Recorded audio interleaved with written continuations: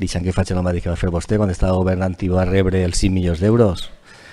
Mirarem el que li fa falta al poble i si li fa falta alguna més important que mirar les xarxes, ho invertirem en xarxes. La veritat és que que ens gastem aquests 4 milions d'euros i que en 15 anys s'amortissaran. Això ho fiquen les bases. Per tant, deixem mig millor, pues deixem que potser pues, fem el poliesportiu que tanta falta fa. Porque estamos hablando de un derecho humano reconocido en la propia Asamblea de Naciones Unidas. Un derecho que una vez más volverá a ser mercantilizado.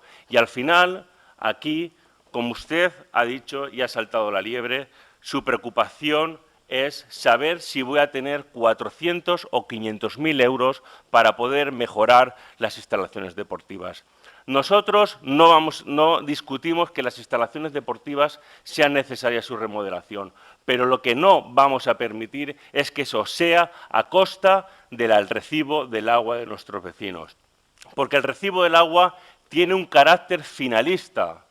Y ese carácter finalista le obliga a usted políticamente, le obliga a usted, señor alcalde, políticamente, a estar mejorando las infraestructuras de nuestro municipio. Porque si no, usted volverá a cometer el mismo error que el resto de veces que se ha producido esta adjudicación. Que será pensar en el corto plazo de sus 4 años, sin importarle lo que el servicio, cómo pueda quedar el servicio para los próximos 25 años.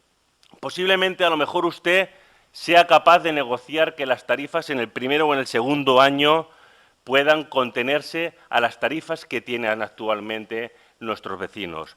Pero el problema será cuando pase el tercero, el cuarto y el quinto año. El problema será cuando empecemos a analizar el recibo del agua y veamos que hay conceptos que se tenían que haber eliminado por no existir una amortización de infraestructuras y empecemos a ver nuevos conceptos que harán que el recibo del agua a la larga termine incrementándose.